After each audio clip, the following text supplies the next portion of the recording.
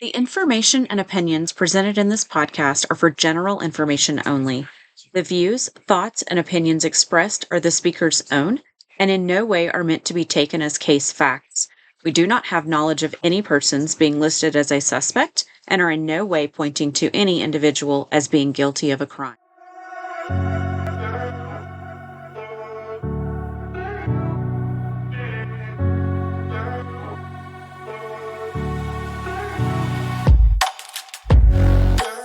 Hello, and welcome to Curious Conversations. I'm your host, Carly, and this week we are wrapping up part 3 of our series, Vanished, the Search for Keeslyn Roberts. So we're joined again this week by Connie Hall Scott, who you might have seen on the Talk with Connie, and also speaking about the case with Nancy Grace. Welcome back, Connie. Thank you. We're also happy to introduce Tammy Painter Parker. Tammy, your family was recently highlighted by Real Murders of Atlanta due to a tragic situation. It was the murder of your beloved sister. Everything that you've been through with your sister's death has really drawn you to this case, and given you such a passion for it. Can you tell us a little about that? Yes, my sister was, my baby sister was murdered 20 years ago. And this case is just close to my heart. Like, I just, I want her found. I want a closure for Eric and Shannon. It breaks my heart. So I just can't get it off my mind. It's an everyday thing.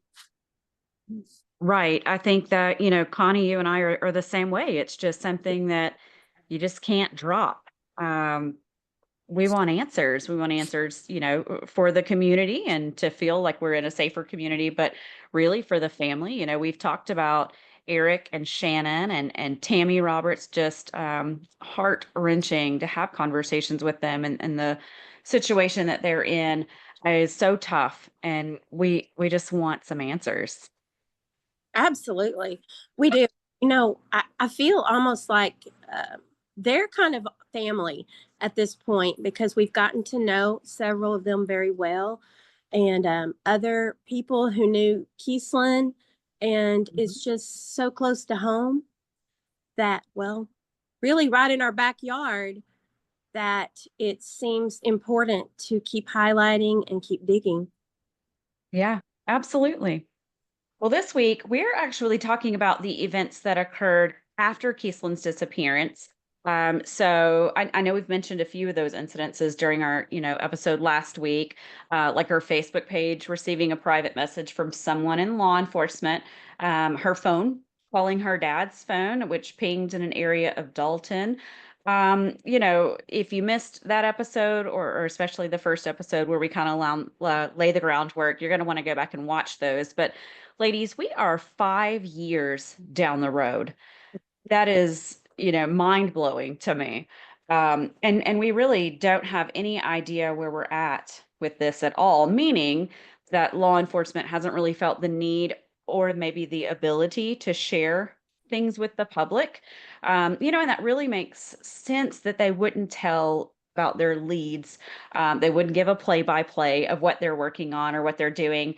But the problem comes when you're 5 years down the road and you can't really trust that anything is being done.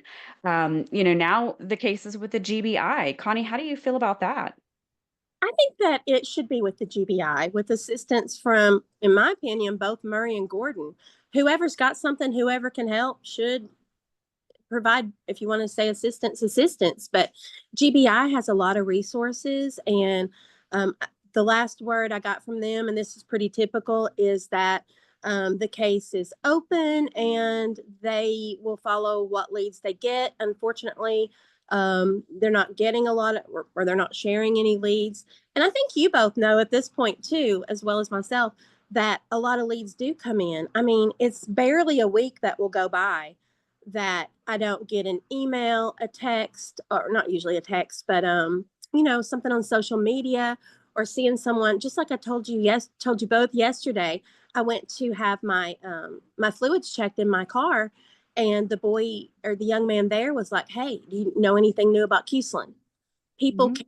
in our community, they truly care about this young girl and her family. Yeah, I can't imagine, just what all is coming in. We've heard some crazy things. It's a lot of leads to have to chase. Um, I think we both know several cases that are with GBI. Um, so I'm hoping that they really come through and can prove themselves. And I agree with you. I think that, both counties are going to have to work with GBI. I think Gordon County has a lot of skin in the game with it happening in Gordon County. I don't know. I hope there's a lot of step up in that area. I do too. And I hope that people, the right people, will actually come forward. We've talked about this before, but you know that people know. There are people out there who know what happened or who have some information, if not all of the information. Um, I won't name them, but I could. I could go down a list, and I know that you ladies could too, of people that I really just love to get a dose of truth serum and Mhm. have a real talk with them.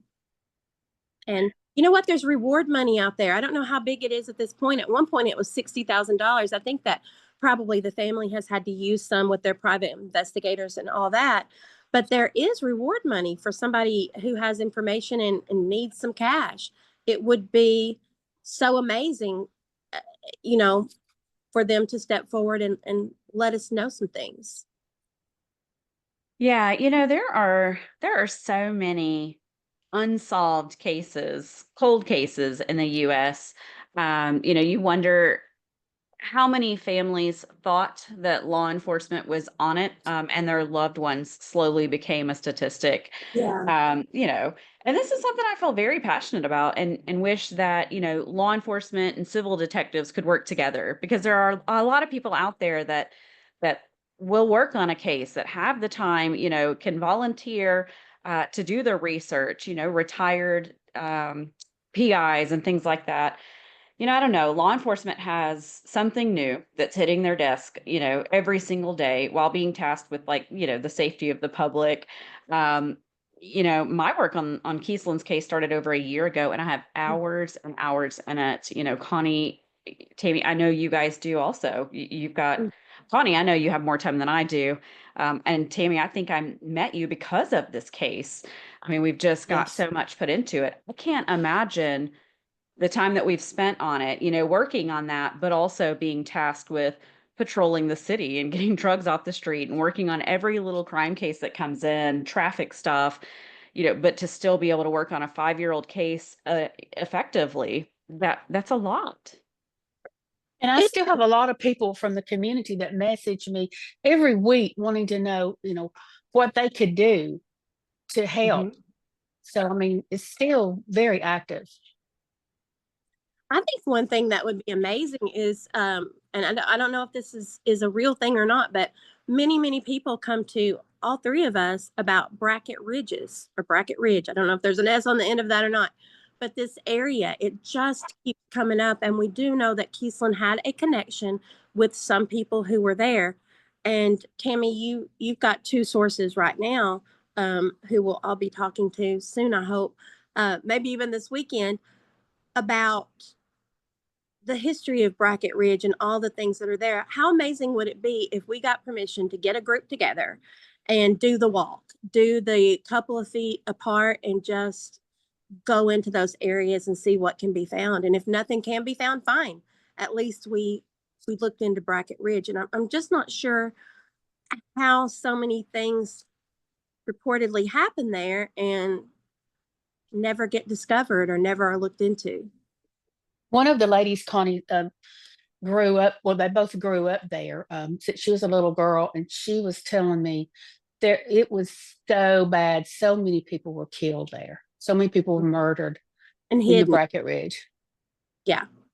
Well, it's worth a look, I think. I don't know how that would happen. I imagine the people who own the property would have to be okay with it, give us permission, and then we get a group of, I don't know, 100 people. I think I could find 100 people, especially with the two of you who'd be willing to go out there and just do that walk. I think Dalton Utilities owns most of it now. So maybe we could reach out to them, but absolutely. Yeah. Yeah, Yeah. there are so many leads that come in. Um, especially, and I'll say, I think I lost video. Hang on. There you are. Back. I especially in the Bracket Ridges area, um, we talked a little bit last week about that area, and it's not super welcoming. It seems like it's off limits, Mhm. which I get. People live there and they want their privacy, but also, there's so many things coming in that it does make it questionable. There's other leads too that, I Mhm. don't know if they're being looked at. There was I don't know if you guys know, maybe Connie, we had talked about, there was a gentleman that came into one of the businesses owned by a family member of the Roberts, and dropped off a couple of post-it notes with some names on them. Who was that person? Where did those names come from? Why did they leave that there? Feel so strongly to leave that for family members. Mhm. Um, are those leads being followed up on? We have no idea. No Well, idea what's going on. one thing that I feel comfortable saying is that when Eric gets a lead, he does follow up on it. That's his baby girl. And, Mm, I mean, I guess the last time I talked to Eric and Shannon's been a minute. It might even been when you and I went to meet with them. I can't remember if I talked to them after that. Sometimes I feel guilty even reaching out. Like I'll have a question. It's like, God, what if they're not thinking about this at this moment and they're having some peace? And I interject a question that just brings them back down because gosh, my heart goes out to them so much. And I know that y'all's do too. Um, hmm, there's just so many, it astonishes me that so many people will call and say horrible things to them. Like the pigs, wild pigs ate her in I hate to even say that out loud, but in a pen out in, was it Bracket Ridge? I think it was Bracket Ridge. it Um, was Bracket Ridges. why would people do that? And then they'll call and say other unkind things. And it's like, God, it's a lot. And it's a time waster. It's a time waster Mm, for us. And it certainly would be a time waster for the police, who I'm sure get a lot more calls, etc., than we do. That Yeah, happened to us actually too. Whenever my sister was murdered, that same Oh, thing happened to us. meanness. Yes. Wow. Yes. Wow. well, that's heartbreaking. I don't know. Why would anyone? Because it's wasting time. And I think there's a lot of talk and maybe they heard it and they believed it and so they're just passing it on. But yeah, the mean stuff, just give it to law enforcement and walk away. Don't call the family with Right. those hateful things. But there's a disconnect, I think, in society as a whole, to disconnect from humanity that this is a person. These are their feelings attached, and that's really sad. I think so too. Certainly times are different these days. Mhm. And so Absolutely. information is available, and it's just like the whole fake news thing. It's like, why would you even waste your time creating clickbait Mhm. and fake news? But people do. And it's part of this whole thing. Yeah, absolutely. Well, we have all spoken with some mediums. Mhm. Um, this is something that Keeslyn's parents didn't necessarily want to be involved with. So we did that as a side note. This was not, a means to an end, but in an effort to find any helpful leads. No matter how you feel about it, there have been mediums that have been helpful to law enforcement. And so, I'm not saying anything about what I believe. I'm Sure. saying we did it, and I'm glad that we did. Connie, I want to talk about your contacts first. You had two incredible contacts. The first one, I did not meet him. It was a gentleman named Richard. Mhm. Can you tell us a little bit about him, his background, and kind of how you got connected with him? Sure. I've known Richard for so many years that I don't really remember exactly how we met. Hmm. He's been involved in multiple television shows and he is into the paranormal world. And as you know, I own Dalton Ghost Tours, and often have special guests come up. And I'm not sure who introduced me to Richard way back when, but he's often come as a guest and talked about, his own experiences at the tour and brought his gadgets etc. But the thing about Richard is he's been on a lot of the big shows like Aftershocks, Ghost Adventures, My Ghost Story, etc., etc. And when I first met Richard, I didn't know he was a psychic. I mean, I started getting clues on the tours when he would kind of like on the side talk to some of my guests who would go up to him and because they've seen him, on TV and just, whatnot, and be like, hey, basically wanting a reading. And sometimes that happened. And I saw him on one occasion talk to a young lady who he didn't know. She didn't know him. And she came along. She was a friend of one of my best friends. And she came and she had had a miscarriage. And he told her about that. And he told her about her, hating bananas and some weird things like that. It was like, okay, Richard's kind of tuned into something. And then he would, over the years, kind of share more. And I talked to him about the Keeslyn. I talk about Keeslyn to anybody I can, really. Yep. But he had a podcast with a psychic who lives in Canada. Her name is Katie, and she's been on a lot of the shows too. And she has worked with police officers in cases and made progress. So that's kind of how that went. I talked to Richard and I was like, Katie's been on the Talk with Connie, my TV show, with Richard at one point. And so she wasn't even expecting any questions outside of the things we were talking about on the show. When the show's over, we're on, we're doing it digitally. And I say, can I ask you a question? And I just started talking to her a little bit about Keeslyn and she started giving feedback. And then you guys, when all of us began working more together, the three of us, we talked to Katie multiple times and she's anxious to help. She doesn't really want to be, and I didn't say her last name, but she really doesn't want to be out there about it much because she's, concerned about her own safety, even though she's in Canada. I think she's safe, but I get it. Because some of the things we talk about here, we're real careful about to make sure that we're not, number one, saying things that we can't prove, and number two, getting people riled at us for digging, especially if it's not accurate. It's a fine line, really, don't you think? Oh, yeah, absolutely. That's walking that fine line. That's what we've been doing. So let's start with Richard. I do Okay. want to talk about Katie in a little bit, but let's start with Richard. He said some things that really stuck out to me.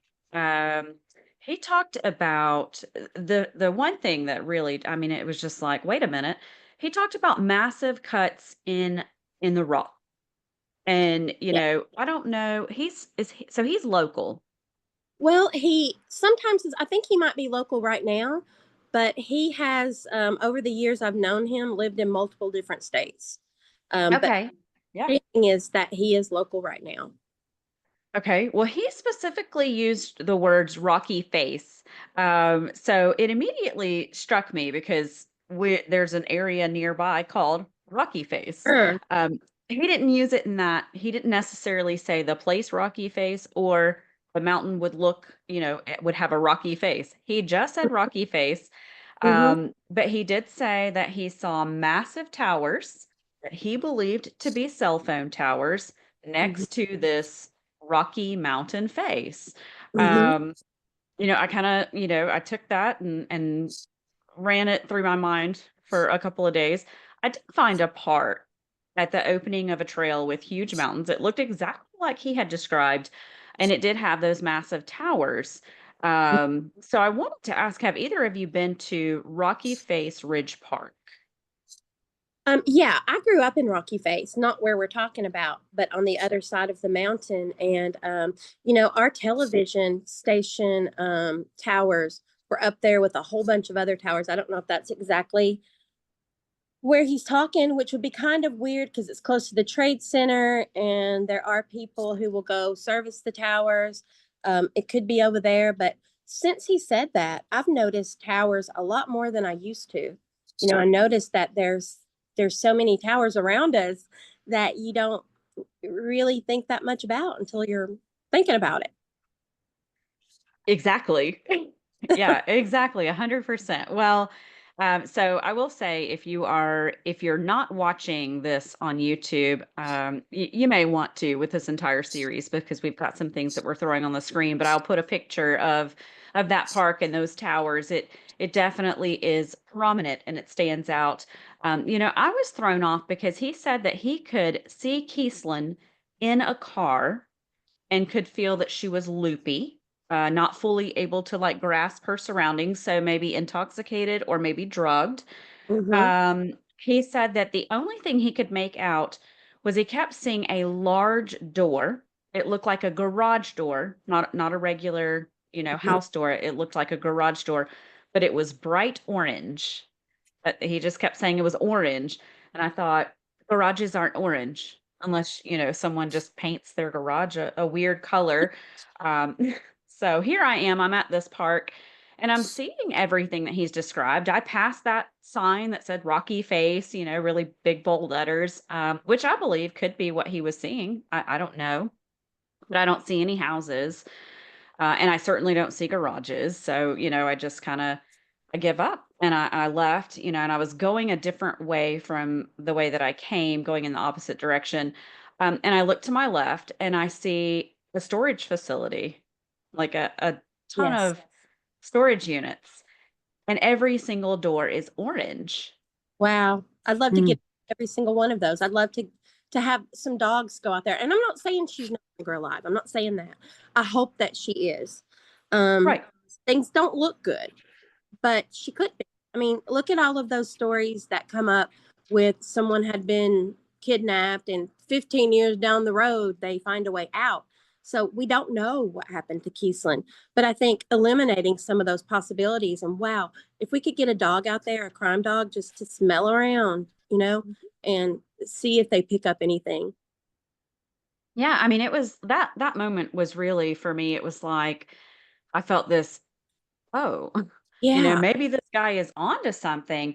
I wanted to search the walking path of the park. I wanted to dredge the pond in front of the park. yeah, But I really wanted to open those orange doors. yeah. But this was 4 years, almost 4 years after the fact. I don't know, but I did want to ask you, Connie, where did you connect most with Richard? I mean, I'm trying to think if it was Richard who told me, that, and this is all just nothing I can prove, but I think that it was Richard who told me early on that there was a man, like a dirty, older, when I say dirty, like unkept, not very clean man who she met at the Flying J, and that there was a bit of a struggle. She meant to meet him, she was going to meet him, but she didn't know that it was some sort of ambush and mm, that he tried to get away from him. And there was something about a sleeve torn. I can't recall if it's a hoodie, a jacket, or what, but there was some back and forth, and a sleeve was torn. That felt terrible, and it felt so possible. Like, does this have to do with some kind of drug thing? Was she meeting? Because we know she was dabbling. She was yeah, dabbling, and she's not the only one. There's a lot of people. She's 20. She's 20 years old. I'm not saying it's a good thing to do, but I'm saying that it's not all that unusual.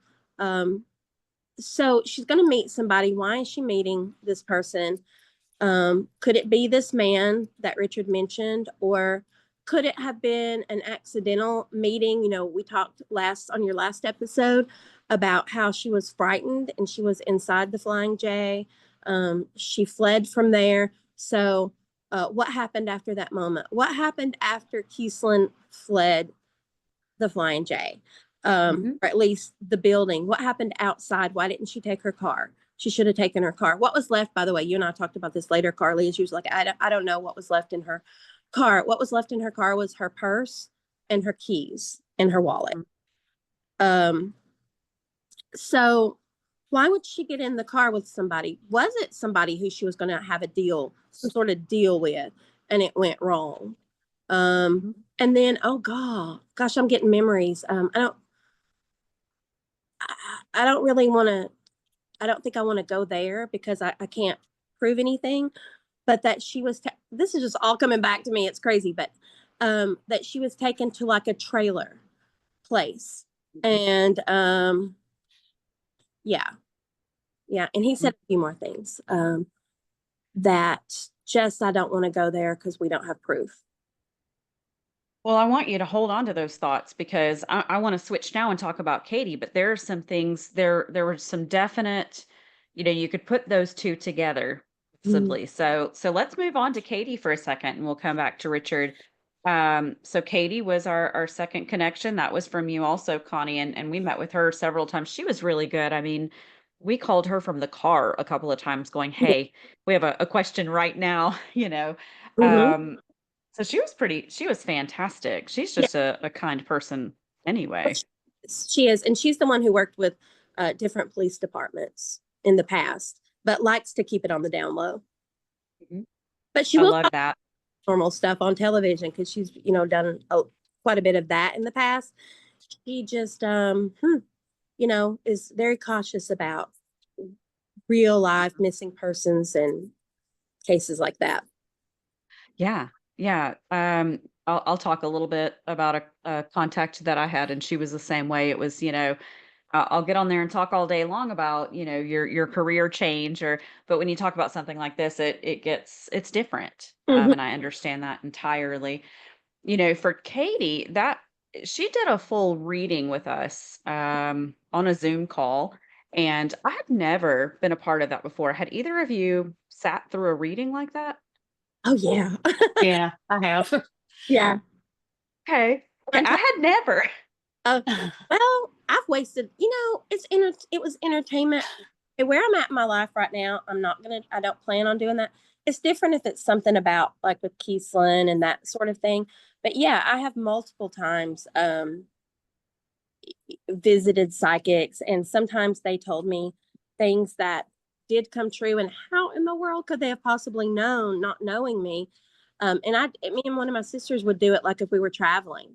We would be like, hey, we'd pass by one and be like, hey, let's go in there. One crazy thing that happened, I won't go down this rabbit hole. I just want to say that she didn't let us go in together. I think this might have been in Nashville. And she gave one of us a reading, then the other. And she was like, don't talk about this to each other because you'll mess up whatever I told you, which is ridiculous. We get in the car and, of course, we start talking about it. She told us exactly the same things, exactly the same. She was a Oh, charlatan. And yeah, I've wasted money like that for entertainment. And then I've again had those times where it's like, wow, how did you know? Not no. yeah, I've done that for years. I'm just at the point now that spiritually, I'm not going to go seeking things about for entertainment like that. But Mhm. I'm on board if it would help Keeslyn. Yeah.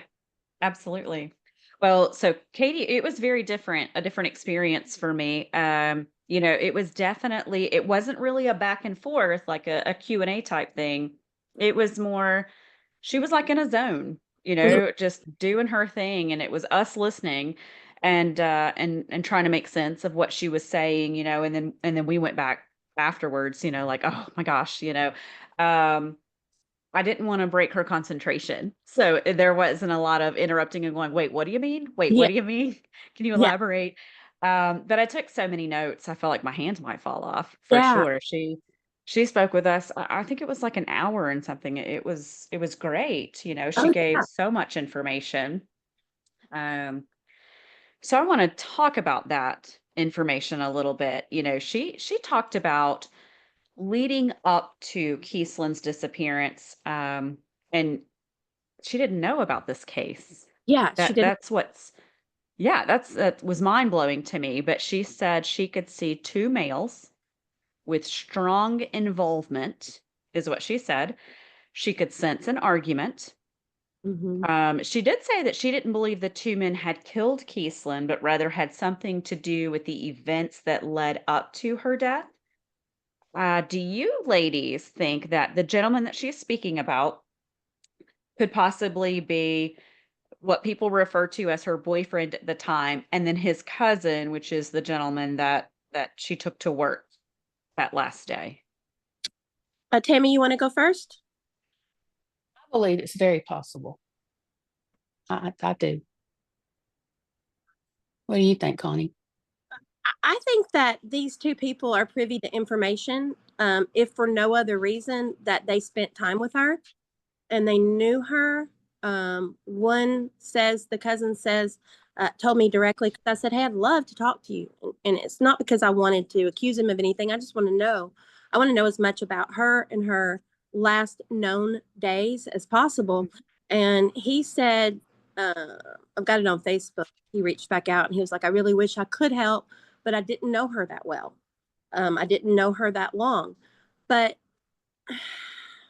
see, I don't know. Because as a mom myself, and those are young boys, what if they were just like, they don't know? But I want to know what they know. I very much want to know what they know. And Tammy, you and me talked to them in person at the cousin's house when we were actually looking into a different, I guess I'll call it a clue.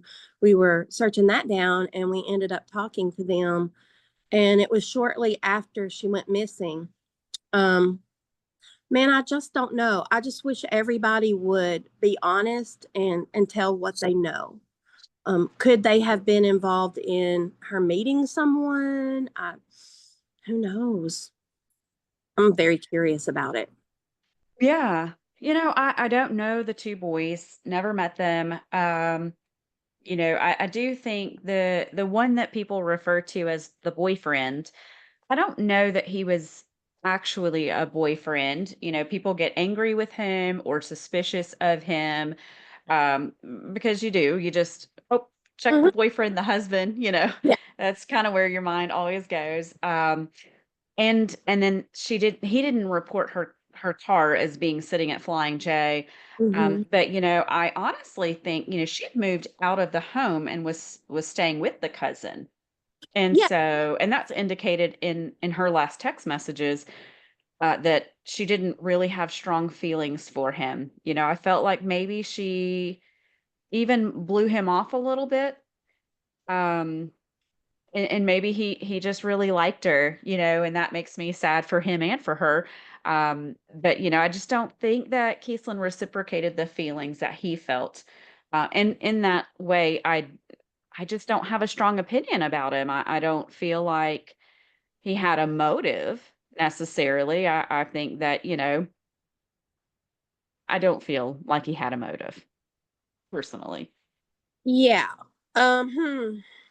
I And I'm so sorry, but and in speaking with the Roberts, I don't feel that they feel like he had a motive either. They yeah. both said, he doesn't go by his legal first name. He goes by a different name, but they mentioned that name to us and said, I think he just really liked Keeslyn, and wanted to be there for her. And you can read in his text messages after she was missing, he did kind of check in with her. So I Hmm. have super strong feelings there. I don't have any proof or reason to. What I think happened, if I'm remembering this correctly, is that she was living with the boyfriend, and then the two of them went to stay with the cousin, which was close by. Their homes were close by, so there was familiarity there. Um, Okay. so I mean, I don't know. And then I talked to other people, and she, well, had a girlfriend, sort of a girlfriend, a Mhm. woman who she had some conflict with, an older woman. There was some conflict there. And depending on who you're listening to, one of them had Mhm. stronger feelings for the other. And then I've heard it the opposite way. So Right. that's curious. I mean, I would honestly love to talk to everyone who knew her in the last, let's say, month or two. Mhm. When I think that Eric at one point, Eric or Shannon told me that her trouble started around 12th grade.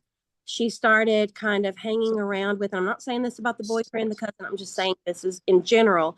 She started to hang Correct. around with people who were doing drugs, and Eric said there was gang activity. So, Oh. what does, because that's in my notes, I saw that today, that he had said that there was gang activity. So, what does that mean? Does that just mean drugs, or does it mean? Other Mm. things that gangs do, I really don't know. But and I'm just all over the place with this. You can rein me back in. But one thing I'm remembering about the leaked timeline is Mhm. that toward the one of her last series of messages, she was trying to get money. We talked about this last time, and she implied that there was people who were not letting her leave where she, Mhm. and she said that she had seen things that she never really thought happened outside of television. These are things Yep. she said in her text messages. Um, Mhm. and I won't go all into that because I don't know if we should, but Mhm. she flat out said that she couldn't leave and she needed money because somebody was going to help her get on a bus and go somewhere. So there's a lot of, I don't want to say gang, maybe illegal things, activities that were going on. And it makes me think of human trafficking. The way she was talking sounded like human trafficking. She did not use those words, but it sure did sound like it to me. What do y'all think? Yeah, I do think she alluded to that. And when you read back through her last text messages, I mean, I feel very torn because she did mention a couple of different times, "Hey, I'm stuck in this situation and I can't get out." But she also there were some details that changed, like the amount of money that she needed, or the people that were directly involved with her being held. It Mhm. changed up a little bit, and so I just thought, well, I don't know. I don't know if that's a solid thing, but I do think this day and age, you can never rule out something like sex trafficking, Sure. which is And sad. sounded like she had a degree of freedom more than a lot of women or humans who are trafficked, that she had a little bit of wiggle room, but also she knew she was dealing with people who were more in a more powerful position than her.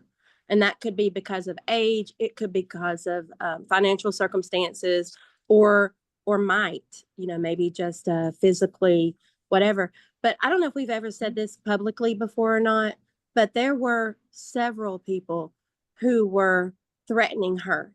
They were threatening her physically, they were threatening to teach her lessons. Mhm. Multiple people were involved in that. And she was frightened. She was frightened about it. So, I mean, if I were a policeman, and we're kind of acting like we are, but if I were a policeman, I would go so hard on that. And maybe they are, and they're just not telling us, but I'd like to think and hope that they are. But when these names and these threats come up, every single one of them should have been ran down to the core. I don't know, surveillance, whatever. All of those people, all Yeah. the people that were threatening her and talking, is there something there?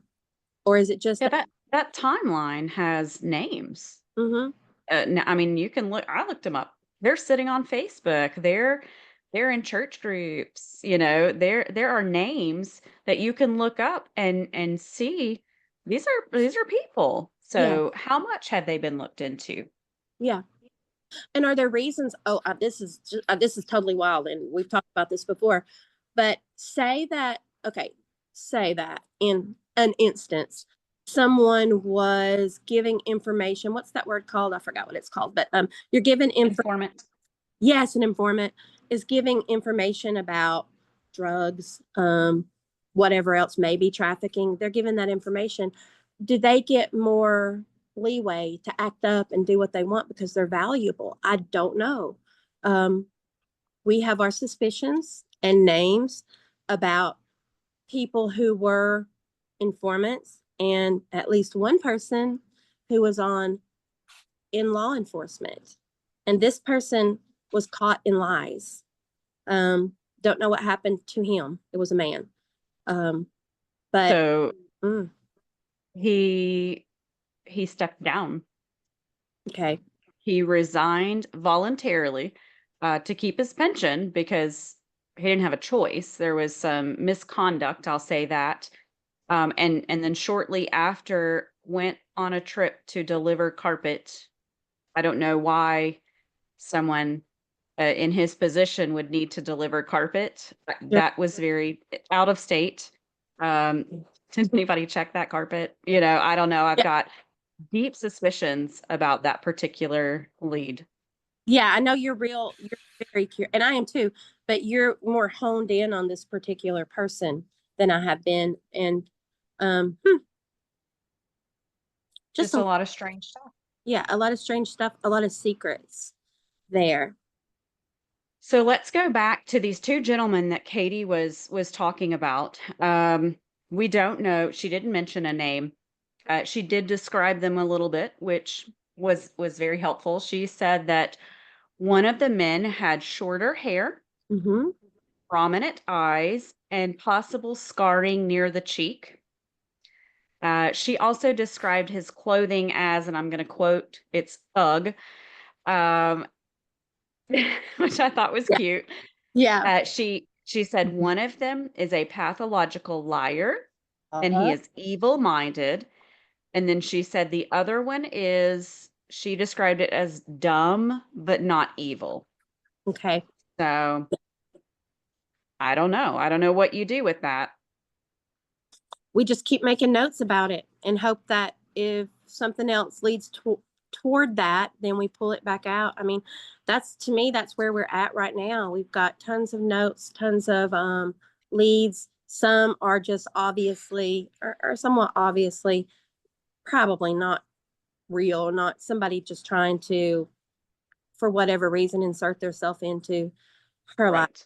And what happened. And then others, it's like, oh, I wish we could go deeper. I wish there was a way that we could go deeper. And I wish that we had that truth serum, because gosh, that would be so awesome if we could just get people to be honest and tell the truth. I think that it would, well, like Eric's always said, and in every case, somebody, and in this case, I think somebody's know a lot of stuff. Well, and I want to pull it back to what you just said about, Richard and his reading with you. Katie mentioned a hoodie or a Mhm. hooded jacket. And I'm not sure if she meant Keeslyn was wearing this when she disappeared. I don't know, but she felt strongly enough to say to us, the hood is important to remember. Those were her exact words. I wrote them Yeah. bold, colored over them. But I don't know. yeah. And remember, when an employee at the Flying J sent a text to Eric about Hmm. Keeslyn's clothes being at the garbage dump, or not the dump, but the dumpster out back. And so immediately he and Shannon went there and found folded clothes. And one of Hmm. them was a hoodie. I don't know if that's significant, but a hoodie come up there too. Hmm. Yeah, I don't know. She just felt very strongly about the hoodie or the hooded jacket. Mm-hmm. She also said that Keeslyn entered a vehicle willingly, Yeah. but was ultimately placed in a box or a trunk. And then she said she kept seeing the number 238. Any thoughts on that? I had forgot that part. Um, I don't know about 238. I mean, could it be an address? Could it be?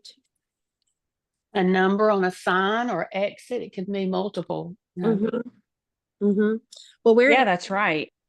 Dalton. One of the Dalton exits is 333. That's not terribly far down the interstate. Could she be at exit 238? I don't know what exit 238 is. Um, Close I to went back Atlanta, and looked. Marietta area. Marietta Hmm. Gotcha. Well, I mean, didn't. I went back and looked at addresses. I mean, I looked at through all of my notes for 238. Mhm. But I pull her ideas back to Richard's reading, and I wonder, was there a storage unit in that Rocky Face Hmm. area that I passed with the orange door number 238? And if so, who owned that in January of 2020? Yeah, because we are. That could even be a part of a tag number. Yeah, so many things it could be. And also, Yeah.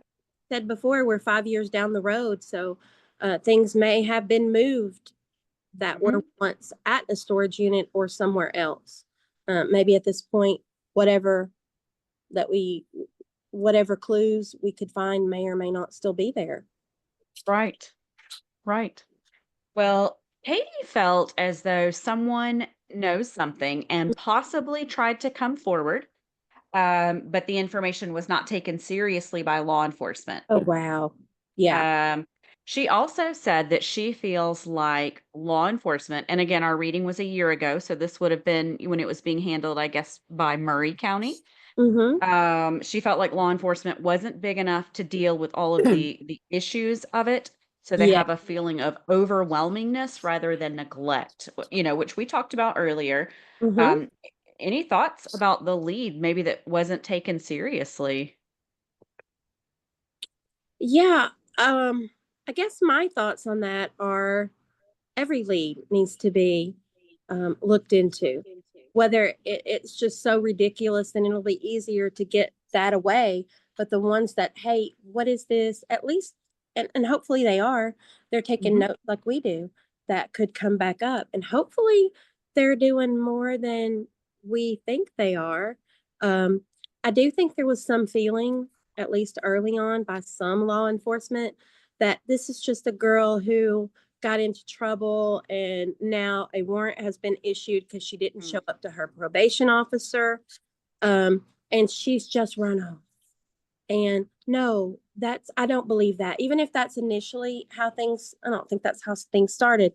But if that was a factor, then you don't go 5 years without talking to your people, your mom, your dad, whomever else. And she hasn't talked to the mom and dad because they are, I don't want to say broken. They're not broken, but they're very hurt and very damaged. And um, I don't even know where I started, but yeah, that. Oh, and another thing I think about, early on when the police were kind of getting involved or not getting involved enough, why didn't she show up? Because this is like a matter of days before she went missing. A lot of craziness was going on in her life. That's evident by her text. So maybe she didn't trust law enforcement, or maybe it's like, oh my God, yeah, I could go to this, but here's this other thing going on that's way bigger, and I'm not going to show up there. I don't know what to do. I'm 20 years old, and these things happen, and these things happen. And she did see, I don't know if she saw, but she became involved in a tragic event.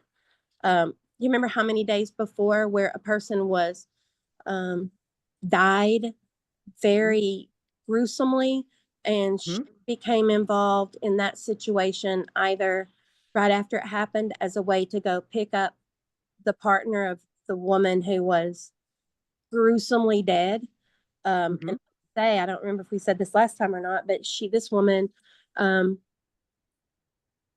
got hit by a tractor trailer. She apparently walked out in front of a tractor trailer, and it was, sorry, but a gory situation. And she's 20.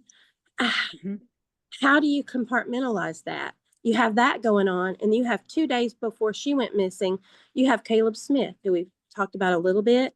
I mean, it was so close together, she may not have even known too much about it. Or then again, like I said last week, what if she knew what happened to Caleb? What if that is the connection? And she was freaking out about that too. Like, all these people are dying. Was it a drug thing? Did she know anything about that? Did she know that, okay, Caleb died, according to the autopsy, from methamphetamine overdose. But at the very least, somebody's tampered with his body. So that's criminal. Because how did he get into that marshy area naked in the winter and with no marks or cuts or anything on his feet? And nobody knows what happened to his clothes or his shoes. So was 2 days earlier she involved, or knows somebody that was involved with all that? And that's a big deal. How does a 20-year-old deal with that?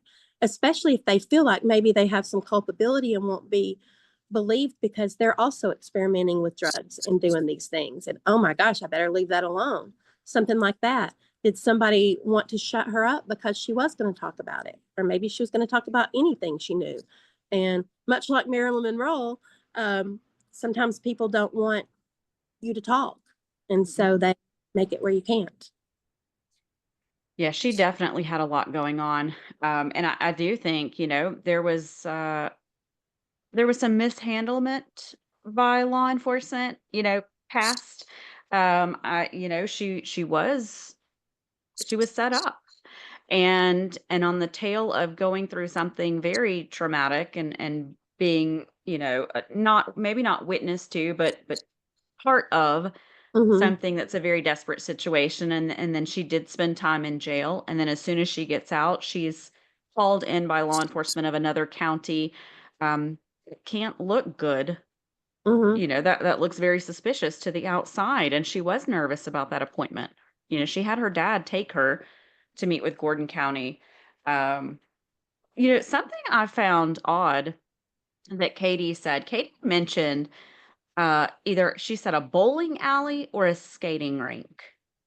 And I don't know. I'm not sure if she saw the building specifically or was she describing an area. I looked into to bowling alleys and skating rinks in the area. I looked into, well, who owns them? Mm-hmm. There was one for sale recently in Calhoun, and just trying to follow what could that possibly be. I wasn't able to find a connection. But that doesn't mean that there isn't one. And if any of our listeners have a thought on that, please drop it in the comments so we can follow up. But she had so much going on. We don't really know what was going on leading up to her disappearance. Where was she at? Who was she with? What was she seeing? Um, Mm-hmm. any thoughts on a bowling alley or a skating rink? Did you guys catch that in the interview with Katie? I did, but I don't know what to make of it. What about you, Tam? Mhm. I did. I thought, maybe it was she saw something like on a piece of paper or something. Maybe it wasn't actually a bowling alley or a skating rink, but maybe near Keeslyn or where she was, a flyer or something.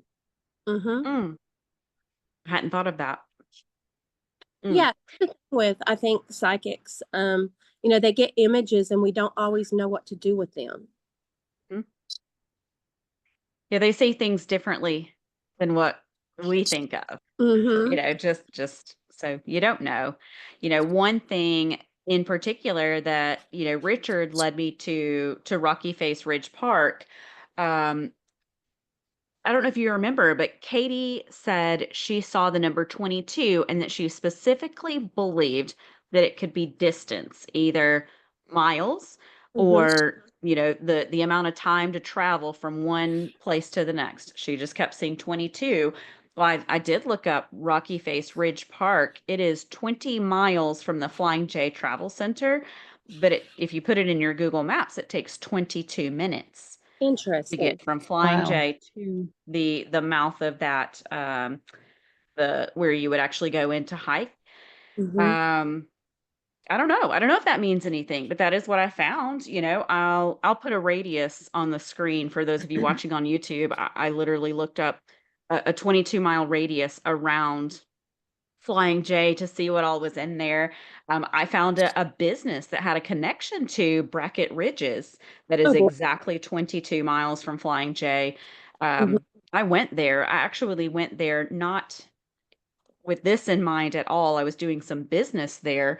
And I just happened to be sitting in the parking lot and remembered it was, a couple of weeks after we spoke with Katie. And I remembered that number 22. And that's when I decided I was going to do that radius mapping. And so I went to Flying J and I put in directions just so it would give me, and I was sitting exactly 22 miles from the Flying J at that That's pretty location. cool. Mm-hmm. I don't want to mention the business because I found no connection. I spoke with the Sure. owner. I didn't see a connection there, so I don't want to mess them up.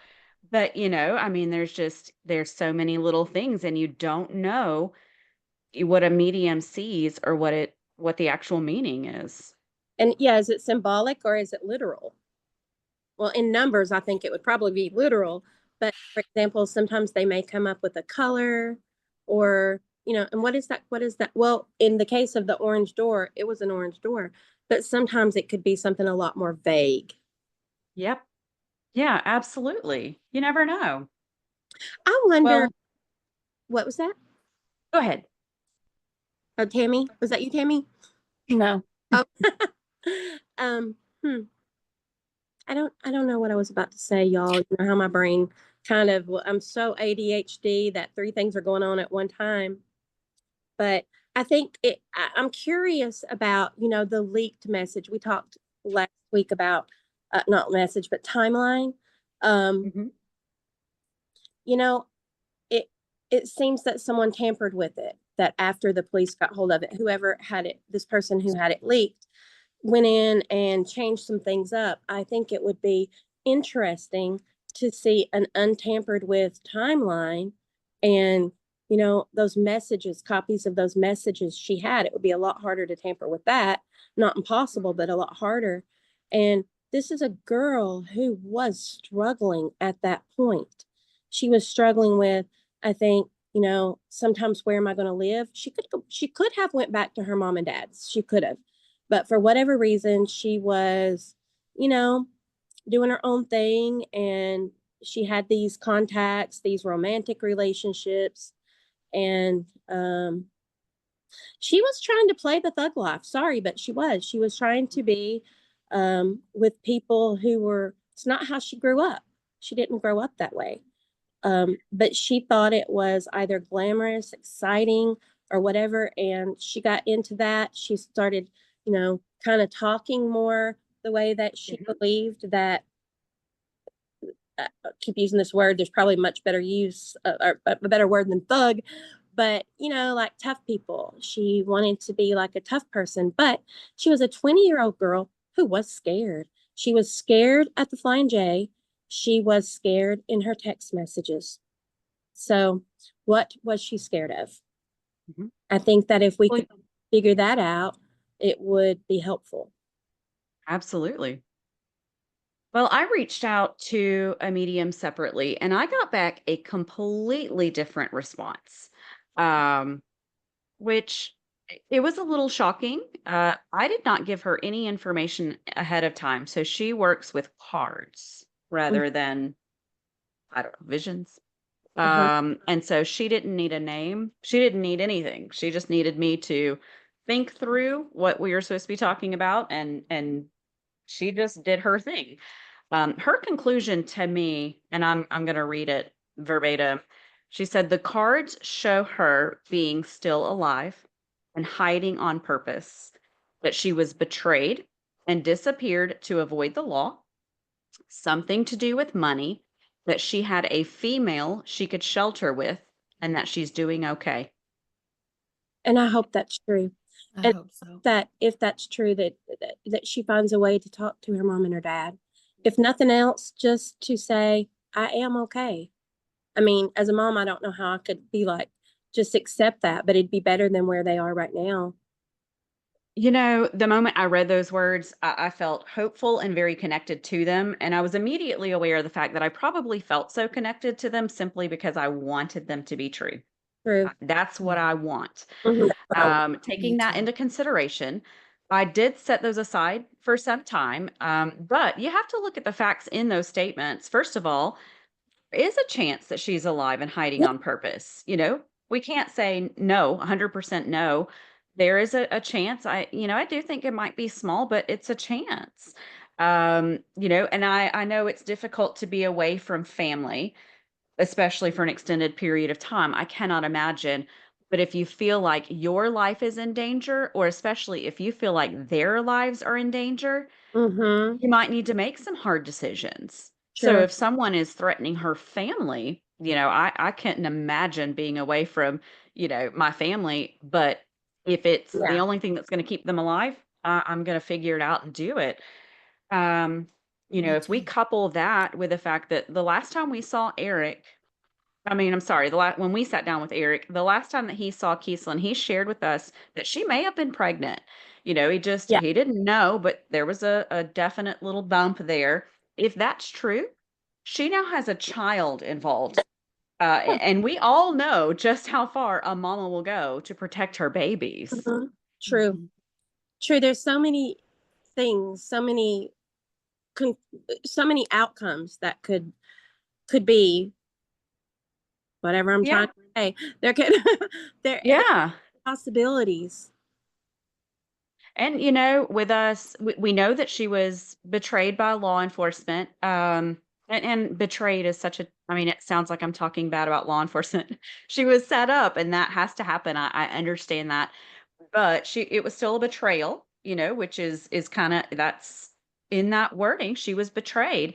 We also know that they may not have protected her on the backside of that flip, and that she would have needed to get away from law enforcement, because we know some law enforcement went rogue. So As- it's not that she's trying to get away from, you know, a probation violation. You don't run from that, or a marijuana charge. You don't run from that. But if there's a rogue officer that she or feels she has to run from, mm-hmm. I That's don't know.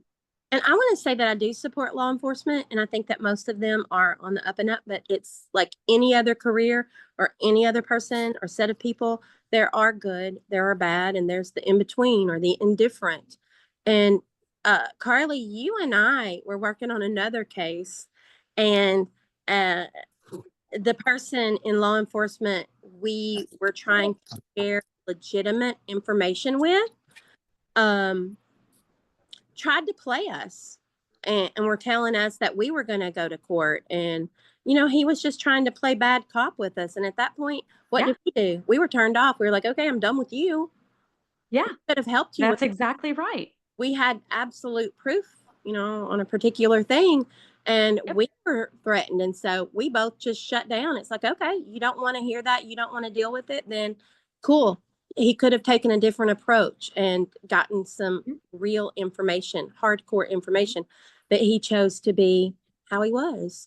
And if Keeslyn, a 20-year-old girl, is dealing with somebody older, Mhm. threatening or whatever, then what would she do? I think she would shut down. I think that's what we did. Yeah, that's exactly right. Exactly right.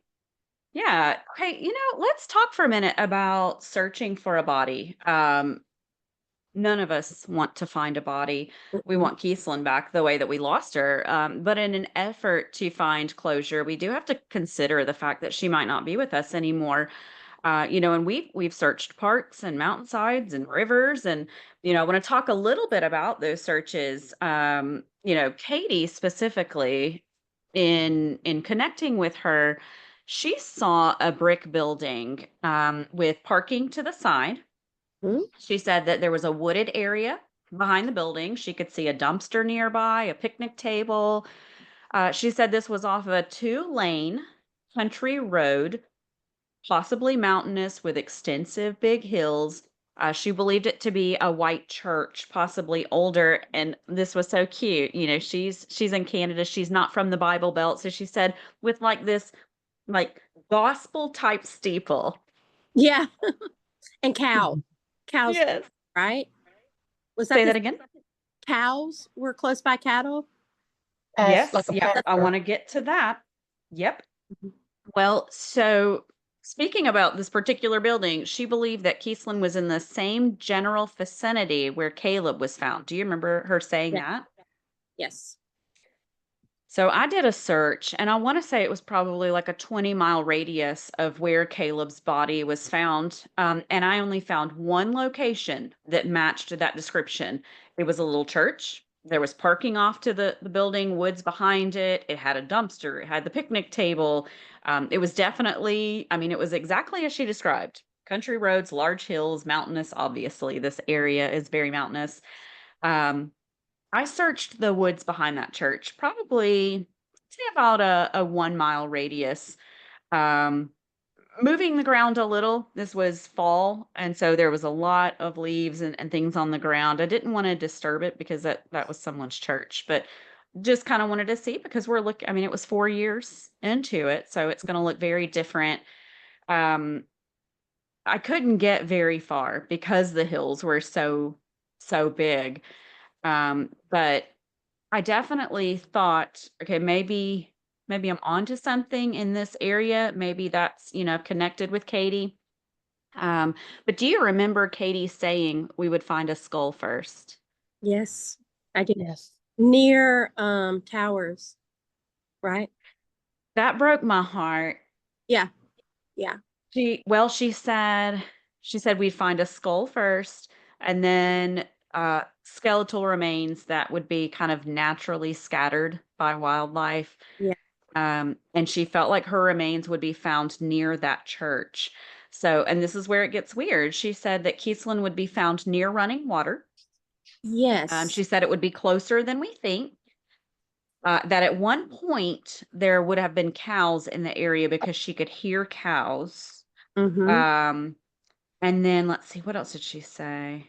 Oh, she said it would be at a county line. Do you remember that? Yes, I do. Mhm.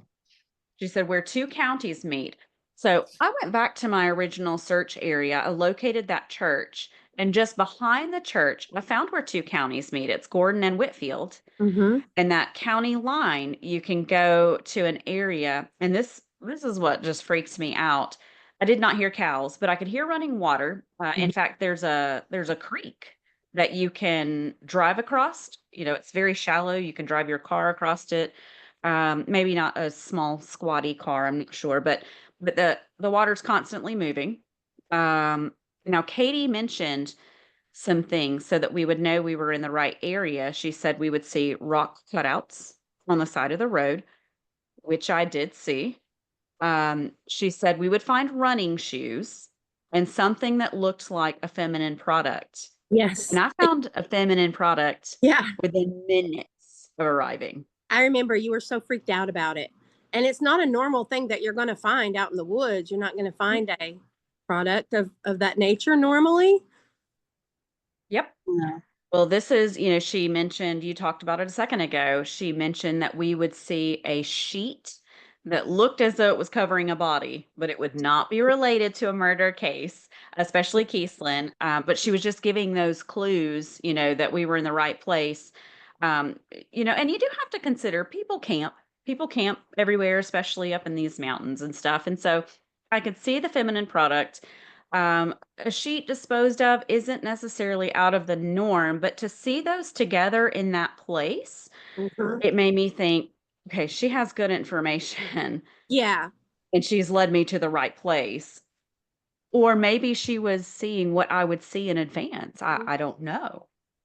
That's the thing about, the psychics, even if they have proven themselves to be valuable before, that doesn't mean they will always be. Mhm. And what are, I mean, I don't know how that works, but are they able to see you or your eyes what you're looking for? But yeah, it seems like a little bit more than a coincidence, doesn't it? It does, and I, It I does. I did not find running shoes. I did find the feminine product, and I found a sheet, and it was startling enough. I went and picked it up to see if there was something underneath it. So she was right. Yeah. I mean, enough so that I thought we got to do a search. I need a search party. There was so much land to cover in that area. There's no way I could have done it myself, and I did try, a few different days and looking, but I don't know. Mm-hmm. Well, Wish I I some people look down on dealing with psychics, and I do understand why. And then, but also, I will use any clue that will help. And like I said, I've talked to psychics who were just so spot on. How could you possibly know? And then I've also been ripped off. I years ago, mm, and it's just kind of mysterious how all of those things work. Some people believe that we're all a little bit psychic. We need to, I do believe that we need to trust our intuition a whole lot more than the average person does. yeah, I believe in one God of the Me too. universe, Me too. and but I believe that he also gives people gifts. Mm. And, do I think that he makes people psychic? I don't have a clue, but I think that there are people who are they have incredible intuition. Mm-hmm. We're very in tune with things, and I think that everything you have, every gift or every, where your strength is, that is God given. Yeah, And so yeah, I we decided to look into those things, and I'm glad we did. me It too. And brought some things together. we plan on doing more of that. And maybe it'll come to something, maybe it won't. It's not the bulk of what we're doing, but we've Right. tried to utilize those tools. And when I did Nancy Grace, I don't know if this actually made the show or not, but as we were talking, I said something. She was like, tell me some of the things that you have utilized. And when I mentioned psychic, she was like, wait, hold on. Did you just say psychic? And I was like, yeah, I did. And she asked me her name, and maybe I should have gave it, but I was like, she's asked me not to. I don't know if that made me less credible or whatever. If she cut it out, I haven't actually watched that episode after. But yeah, I understand that. But police do use psychics. Not all police, but some do, and sometimes it makes a huge difference. So whatever could give us answers, I'm happy to use. Don't y'all feel that way? Absolutely. And, Yeah. Tammy, I know you've got a contact that we're going to be reaching out to. Yes, and she has helped a lot of police. And I was going to tell you an instant. I was in New Orleans after my sister had passed, and I had a lady come up to me, and she was about 95, and she wanted to talk to me, and I thought it was just, how they come up to you and you want you to pay them for 15 minutes or whatever. She told me all about Tara, told me Tara's name, told me my sister, every single thing. And did not, she's like, and I'm like, here, I was going to give her some money. She would not take any money. Y'all, I had to go to my room. I was crying. I couldn't breathe. She knew so much that there's no way she could have known. Right. And you've told me about that before. Yeah. Wow. So I'm anxious. Well, Next week we'll reach out to this other lady and see what happens. And I think maybe even reach out to Katie again and say, you had some time. Have you thought of anything? Has it come up? Are you willing to? And she always has been. She's always been available to us. yeah, I think it's been a that's a year great since we idea. spoke with her. A full year, and there's been a lot more that's come forward in that year, so to circle back with her would be great. Yeah, Mm. absolutely. Well, this has been an eventful 3 weeks of telling some of the things that we've been working on for so long. There's so much to this case, and I hate that we have things that we can't share, but it's not our goal to muddy the case or to put anyone in danger. We also don't want to point fingers in a direction or make someone appear guilty, because we do believe in innocence until proven guilty. Ladies, thank you for coming on and for sharing all the information, and hopefully we'll do a follow-up once we've got Keeslyn recovered and back home. Oh, wow. I really want that. And I pray for that a lot. And I pray also for peace for her family, because they're sure dealing with a lot. Absolutely. Absolutely. Thank you Well, for thanks to our having us. listeners. Oh, I'm so sorry, Tammy. You go ahead. Thank you for having us.